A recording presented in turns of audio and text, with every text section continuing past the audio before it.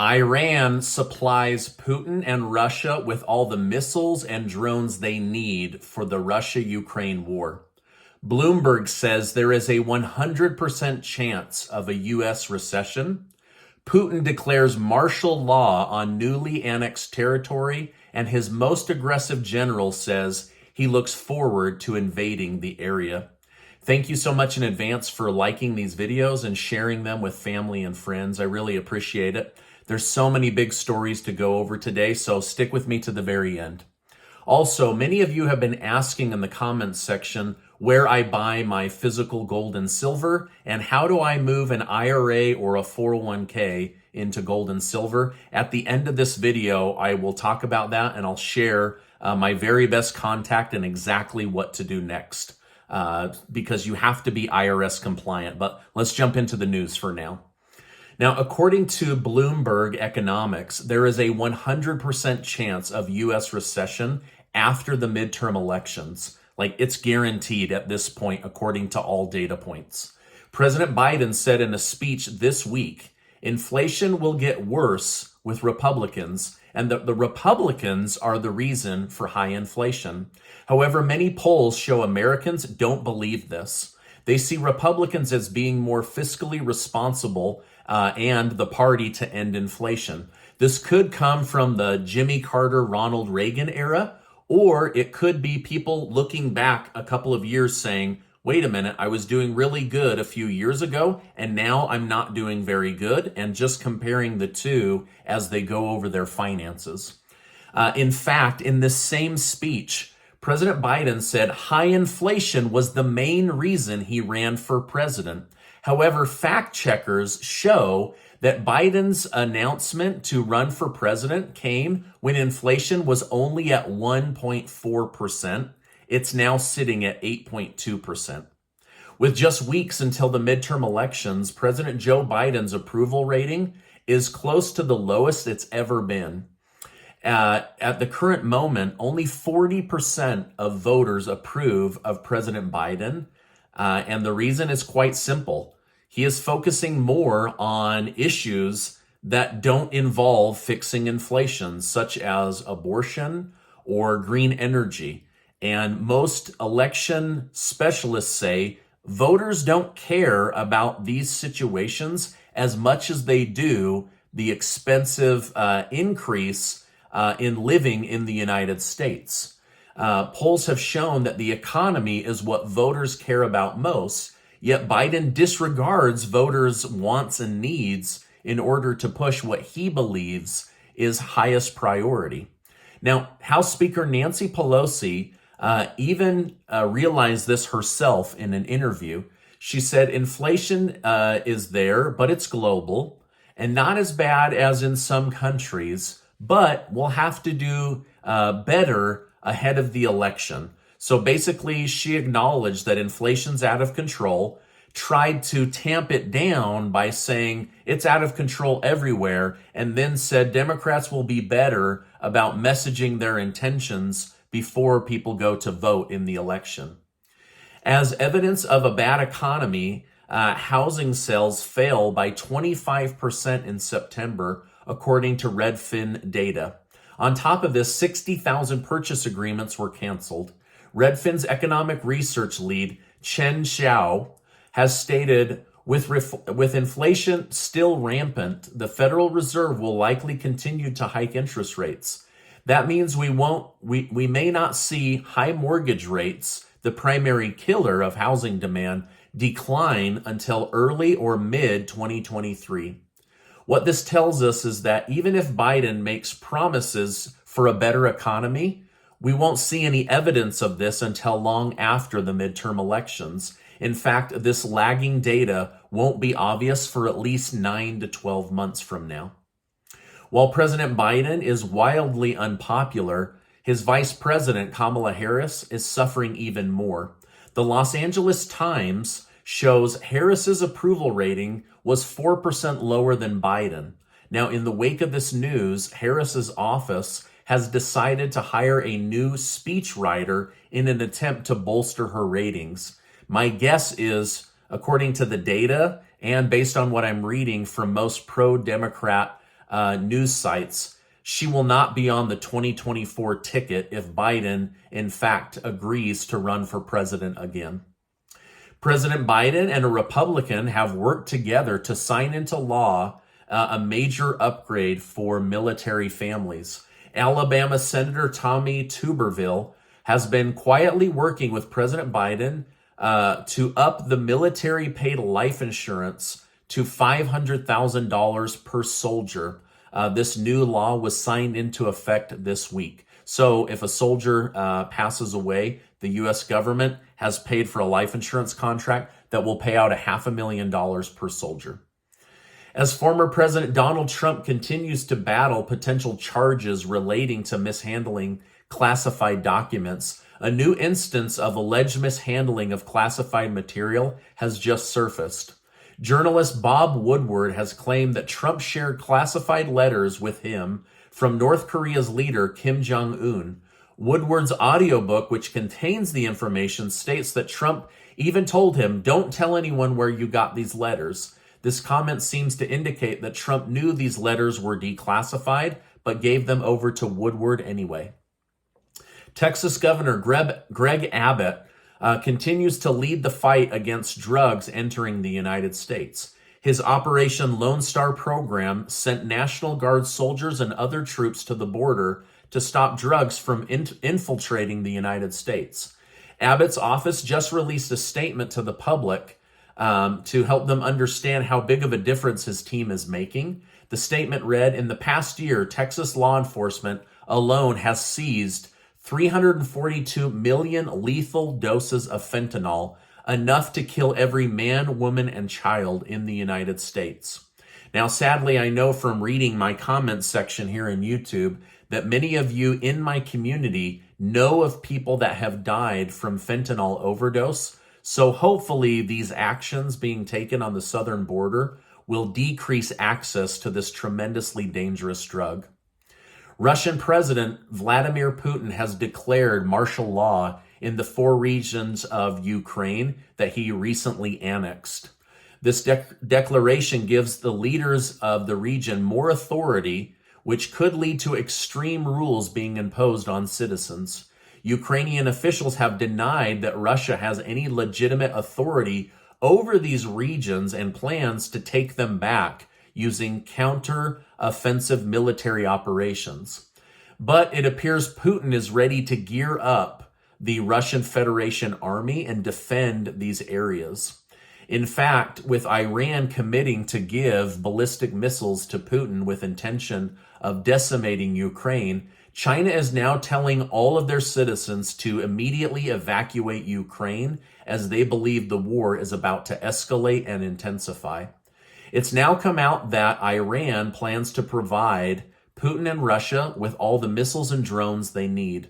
The biggest attack in the last week was made because of military weaponry provided by the country of Iran.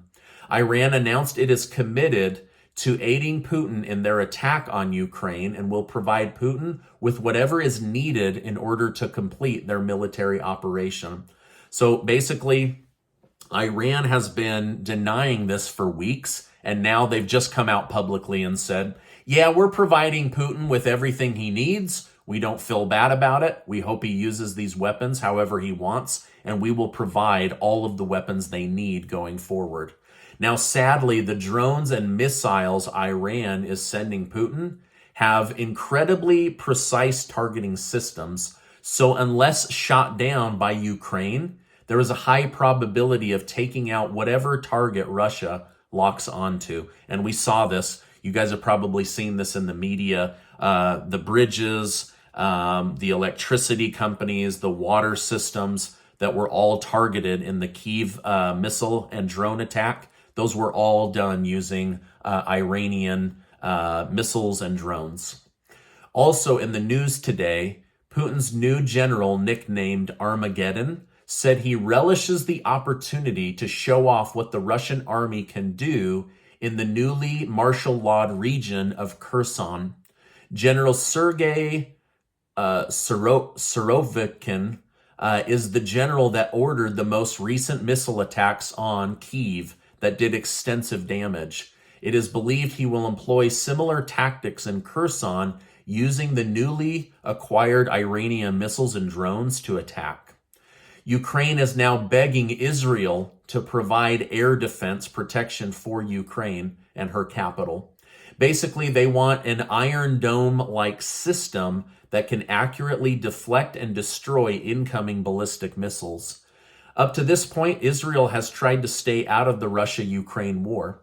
The one area of weakness Israel has is that Israel gets most of its military help and air defense missile munitions from the United States. And the United States is already giving as many air defense missile systems as they can. So even if Israel decides to jump in and provide missile air defense, they may not have the munition in order to give Ukraine similar protection as Israel has against Palestine, simply because they don't have the missiles, they don't have the munitions. They would need the United States to step in and provide that, which they're already doing.